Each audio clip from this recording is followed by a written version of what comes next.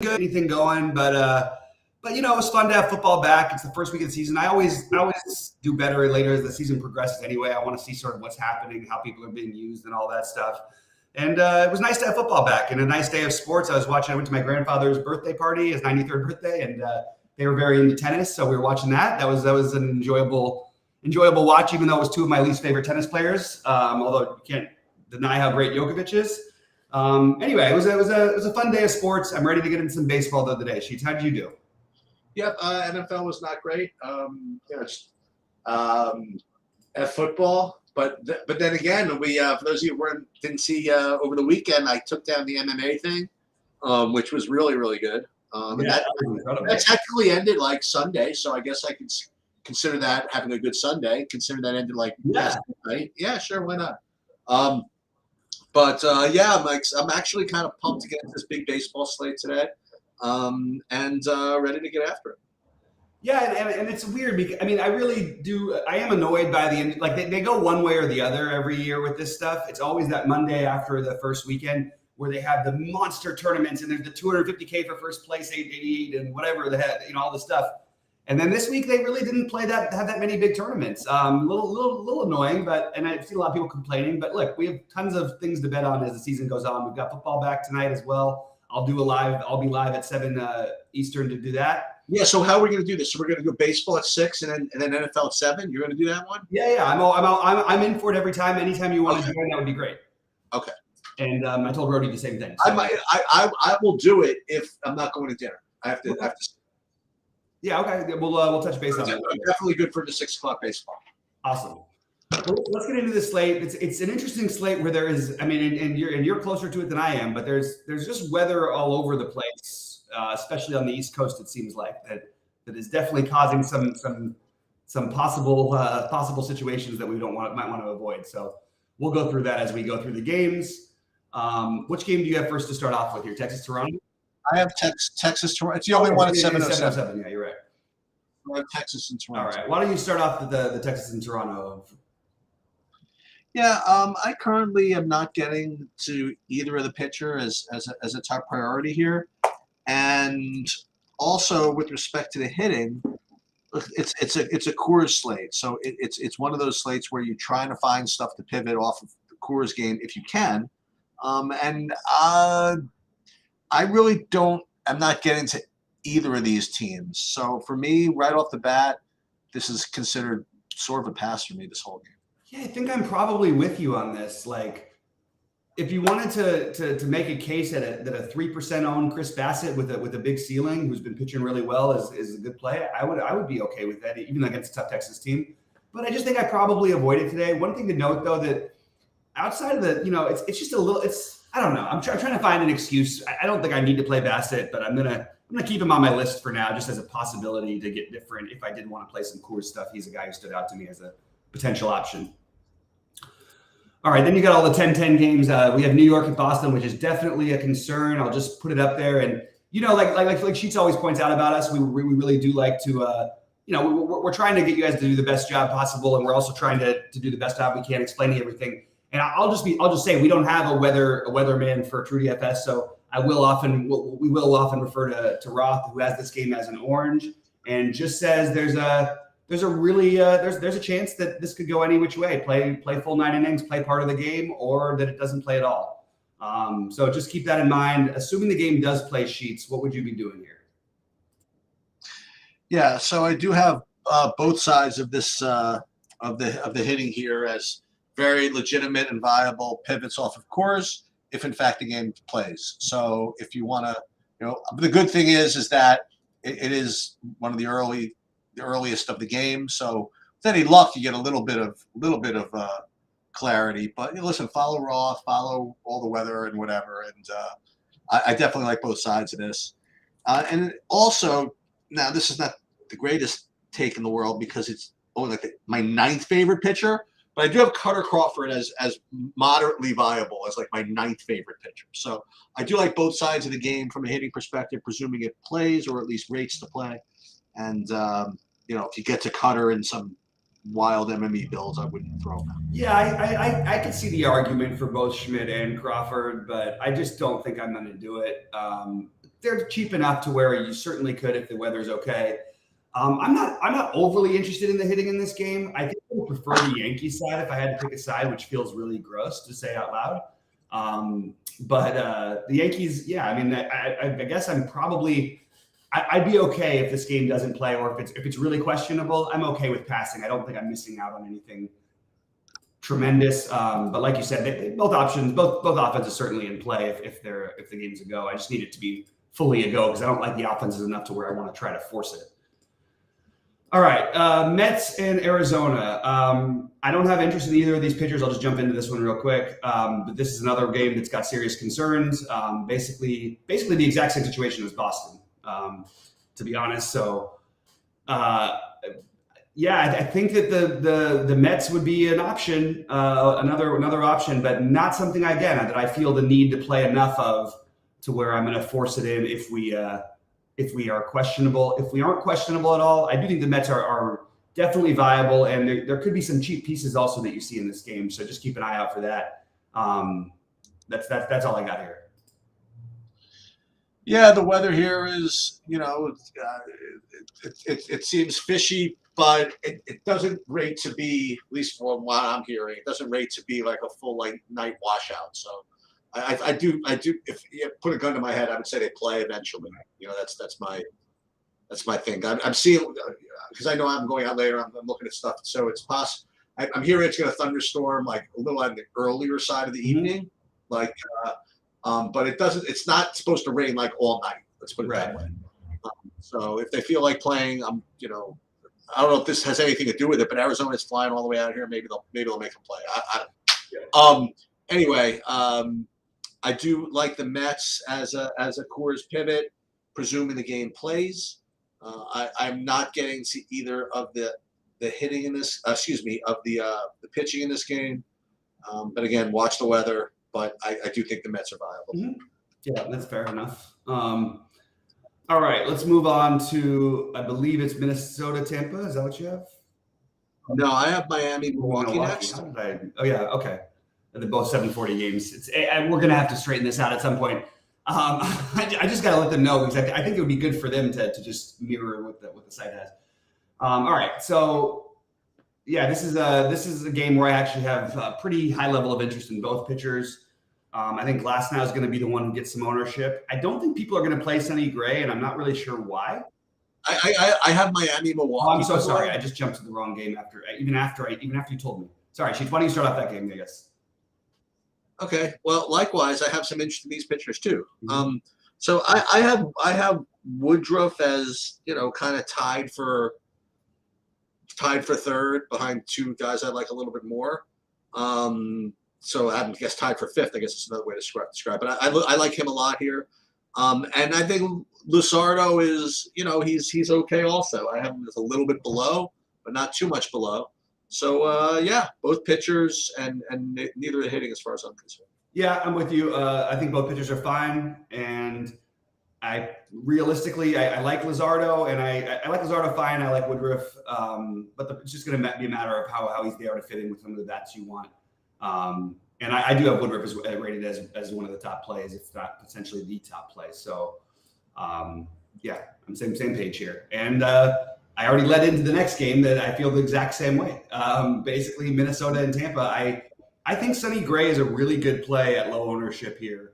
And both Luzardo shouldn't be especially a low owner. They're in similar price range. So I actually think that's an interesting build if you did Gray and Luzardo as opposed to like Woodruff and Glasnow. I don't think I think the upside is similar. The matchups are fairly similar.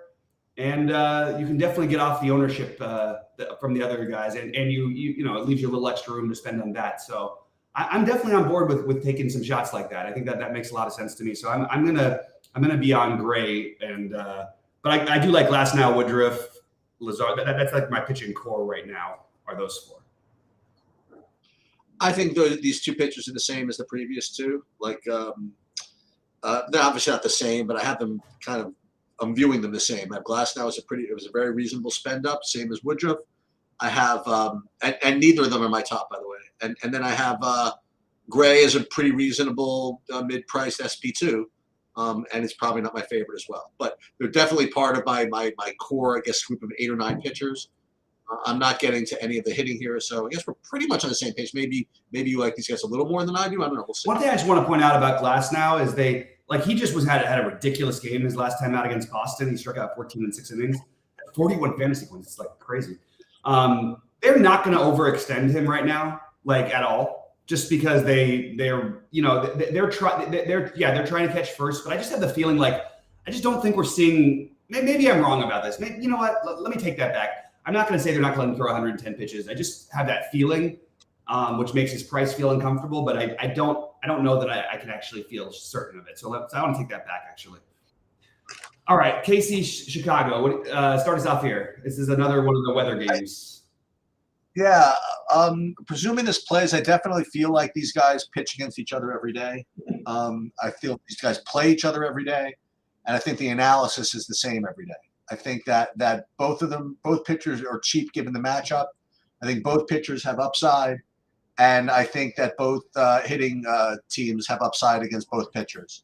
I'm seeing Cease project extremely well though, which means I guess he's going to be the popular of the foursome, so to speak. So he does look pretty good, but I have to say, I've played enough of him this year.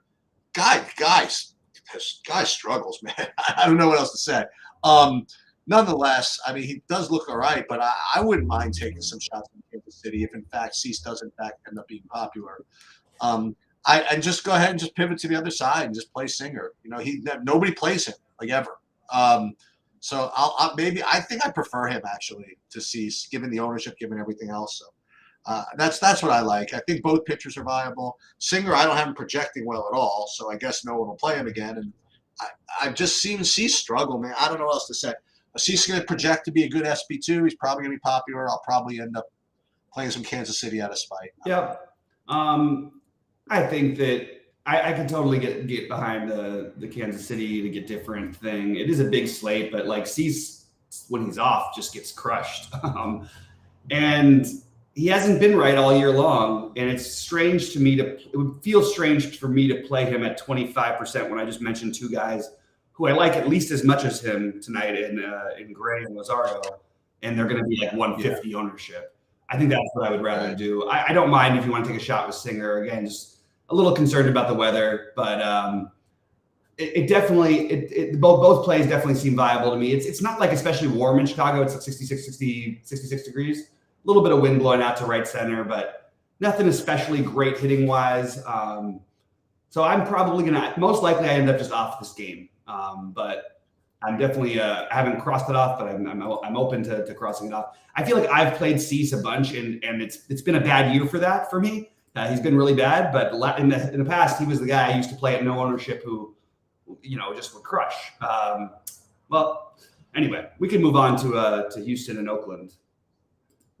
Yep. Yeah, why not?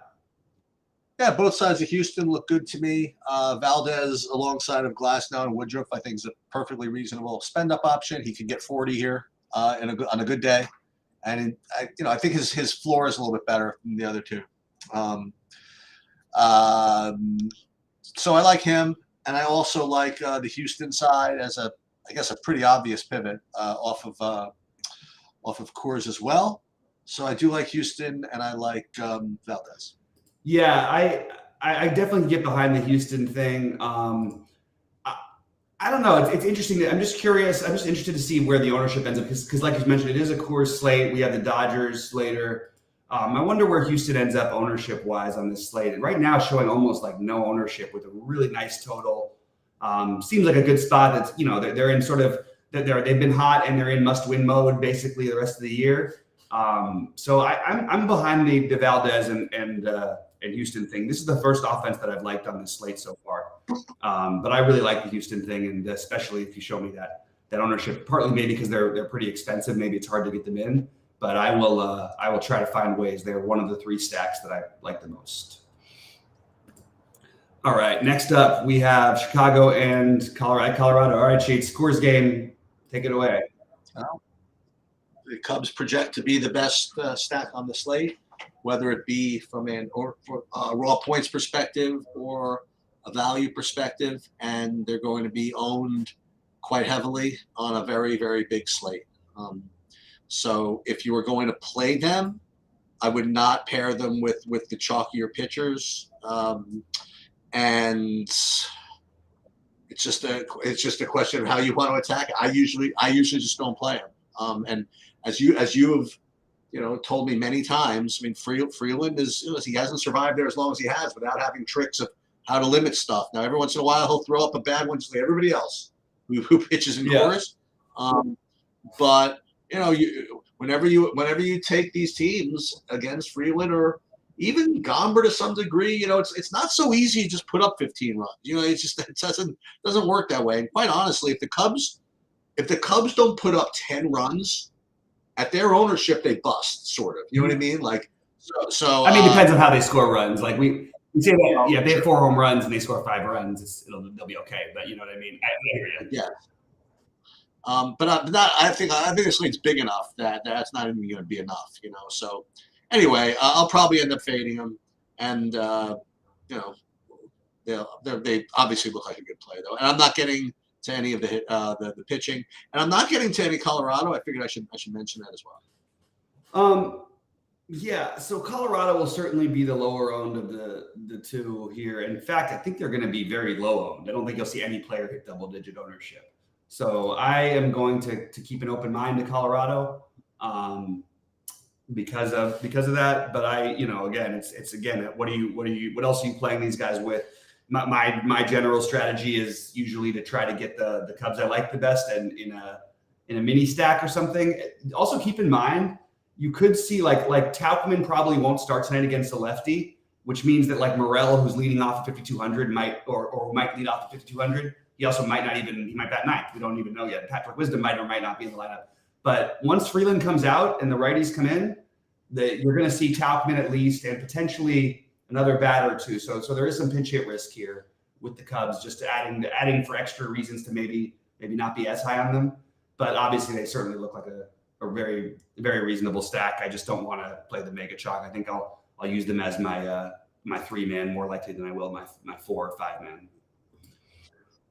You want to start us off with the Angels? Yeah, so we'll talk about Angels and Seattle. Logan Gilbert is going to be the mega chalk pitcher. I think he'll be the most popular by a pretty good amount by the end of the day. And I think that Reed Detmers will get some ownership. And I personally don't mind Seattle as a stack. So we like Seattle against lefties. They've got guys who've hit lefties historically very well, from Rodriguez, Teoscar, Eugenio Suarez.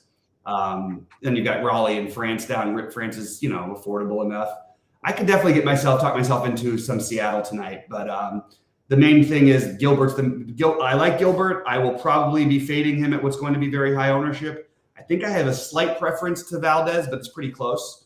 But look, if you told me that he was going to be like anybody was going to be higher owned than him, I probably would have Gilbert higher. But the fact that he probably is going to end up 50% in the high buy-ins means I'm looking for pivots. That's why I mentioned Bassett before. That's why I mentioned Sonny Gray and Luzardo. Again, you don't need Gilbert. You just need Gilbert not to have a great game. But this is the lowest total, I believe, on the slate that he's facing. And he's been really good and really consistent. But even if he scores 20 or 25, it's not like you're dead or anything. There's other ways to get there, and there are other guys who can get you more. That's what I'm hoping for tonight because I probably won't play him at mega chalk. How about you? Yeah. So couple of things about this game. First, Logan Gilbert, he projects as the top pitcher by a decent amount. He projects as the top owned pitcher by a decent amount. I would not play him alongside of the Cubs. Now, to further illustrate your point about playing Seattle maybe against somebody like Detmers, I refer you to August the 4th, where Detmers was against Seattle. And he had negative 3.6, and Seattle won yours truly all of the money. Oh yeah, you got to do it then. So the hell if I'm not doing it again. Absolutely. So I will just listen. You guys can check out the video where we went over exactly who I picked in that game.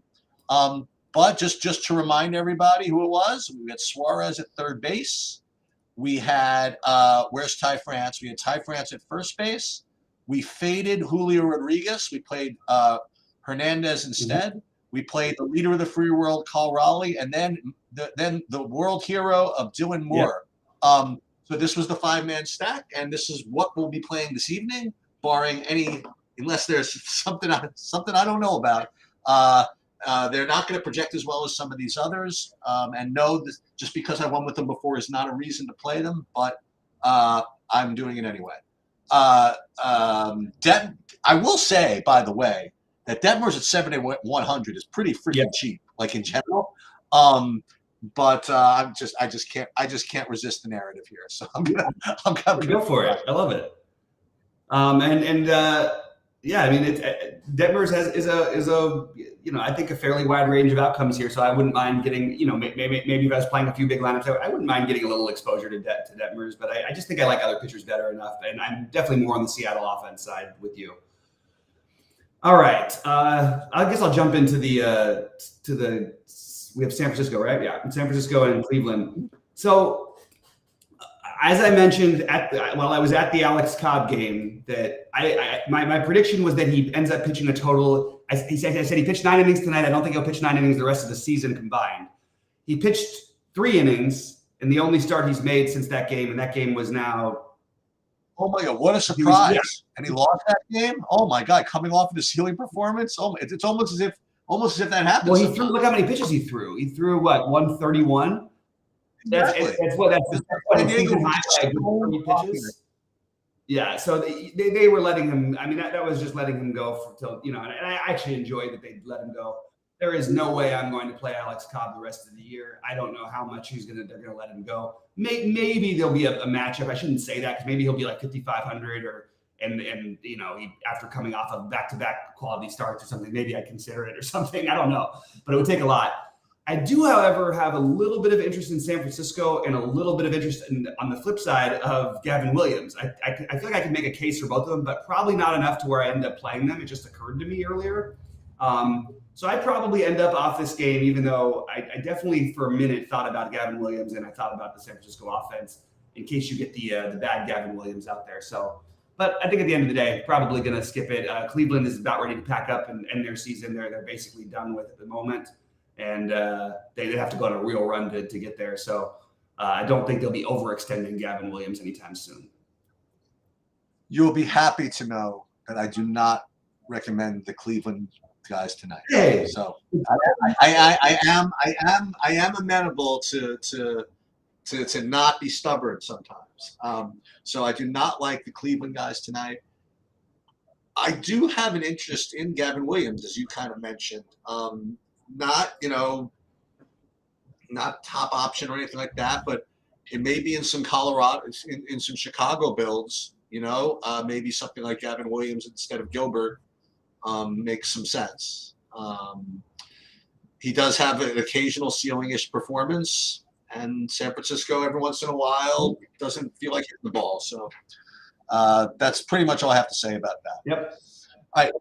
Let me start off with the last game. So I guess the way I'll put it is sometimes the way you think about the NBA. So if you play Chicago, and they put up like 8 runs or something like that, and you get a home run out of Bellinger and a home run out of Morel and all this stuff, and you got fantasy points, don't book those wins too soon, okay? Because I like both sides in this game, the Dodgers and San Diego. I presume it's not going to be particularly an earth-shattering take, but I don't think people are playing any San Diego. Oh, you don't think? Well, I like both those teams a lot. So Dodgers and San Diego, both sides. I will definitely be overweight on both of them, and on neither of the pitchers. Yeah, I actually think they're going to be under-owned, so I'm going to be well overweight on the Dodgers. The one thing that always bothers me is that San Diego has a pretty good bullpen. Like, whatever. It's the Dodgers. I don't even know for sure. Like again, not a whole lot to play for the Dodgers going forward. Like, it's one of those things where it's like you might be upset if it's 9-0 and they pull their guys in the 7th or something and you miss your last at bat. It's not it's not impossible that you're going to see some that happen sometimes. But I think the spot is too good. It's still really warm in LA, 78 degrees with 6-mile-an-hour winds blowing out at 7 o'clock, which is perfect. So I am going to play the Dodgers, and is where they rate for me as far as stacks goes. I have the Dodgers, then Houston, then Seattle. I'm very happy to mix those around, and then I'll mix in pieces from Chicago and Colorado, but I won't be stacking them. And my pitchers that I think are cash game pitchers are Valdez and Gilbert. I am probably going to look other directions just because of the ownership. Although I may not need to if I play Seattle, and I may not need to if I play Houston, so I'm gonna have to weigh that out. And then I get into. I mentioned I like Gray and Luzardo at low ownership, and I like Glasnow and Woodruff as my next favorite spend ups. Anything that you want to? I'm trying to see what it's going to require if I want to play like the San Diego guys all together. It's super. It's always super easy because they're going to have Profar, who's 3K. They're going to have Batten, who's 2.6. Campusano's 2.9. Grisham's 2.8. So you can do something like that. But as far as like cheapo pitchers, for example, I'm back to Singer at 7,500. I would probably, again, depending on what I wanted to do, I would consider Crawford if, in fact, that game looked decent, to get up to like the Dodgers that I want or the Padres that I want or something like that. That's actually not the worst idea in the world. Like if I did that, yeah. So that's what I'm inclined to do, honestly, is to have something with that San Diego Dodger game, or maybe a 4-4 out of that game. You know what I mean? And just hope the LA wins or the LA spookness, whatever, just kind of takes over somehow. Those are between Seattle and those two. And then there's Houston. So those would be my top ones. They've obviously watched the weather for the Mets and the Yankee games. But yeah, listen, I'm probably not going to play. I'm probably not going to play Chicago. It's just too chalky for me. I just don't even think that I can create pitching to go with them that I want. So I don't know. The problem in general on big slates when you get different with pitching, even I just want to always make this point about the Coors game. Yeah. Even if you get different with pitching, it doesn't really matter because your pitchers' outcomes are in such a similar range of scoring. True. And it doesn't matter unless you hit the ultimate upside. That's why I've never been a big fan of using like the weird other guys who are 5,700, like the Cutter Crawford, who's really only going to get me 20. Because that's what it will do is it'll differentiate your lineup. But I don't know that it'll make enough of a difference. I don't know. That's just the way that I was trying. Well, I will say, first of all, let's call it what it is. I know he's great, whatever it is, and it's Colorado, and Cody Bellinger's 6,800. I mean, it's not like it's so easy to play these guys. Right. No, it is difficult, and also it's a lefty in that situation. Even though he's fine against lefties, it's just it gets a little weird. Then you factor in the potential pinch hit risk for potentially Morel or something. You know what I mean? And all of a sudden, it's like a little bit. It gets easier to talk yourself out of it, even though it's obviously a great. Horner 6,100. Like which one is 6,100? Horner is 6,100, for example. I mean, look, Gomes. I mean, yeah, let's do that at 37. But like, I can't do the Horner thing against a lefty, which no, right? his like value is his stolen base upside. He has no power. It's not like he gets a boost from Colorado. Like no power. He's hit like 2 home runs this year, and he's got 6,100. I just don't think I can pay 6,100 for a guy for stolen bases. Well, you do this, you do this, you do this, and then pick your favorite. You do this, and then that is that still too chalky? Like playing no. I mean, you do this, and then you can play those, the pitchers we talked about. Yeah, if you want it. Yeah. I actually think that's totally viable. All right, guys. Well, we will be live with you at 6 Eastern. We appreciate you guys tuning in. Again, also going to be live. I'll be live, and we'll see about Sheets 7 Eastern for the. It'll be probably more like 7:15 Eastern. I guess I should say that just going forward, just because baseball slate doesn't lock till 7:07. So 7:15 Eastern, we'll get you covered for Monday Night Football. I'll post my early builds and my thoughts on both slates in the premium Discord as well as our website. And if you guys haven't checked out the site at all yet, I suggest you do. And please give us a like in the video. Sheets, anything else before we get out of here? Yeah, Bobby, do you think it's worth it to do a preview of the showdown or not really? We can do it. Let's test it out. Why don't we can do it right now. Why don't we test it out? See how it goes. Mostly, I think we're probably going to just commit to the live, but we'll try it out. All right, I got some time. Okay. All right, good luck.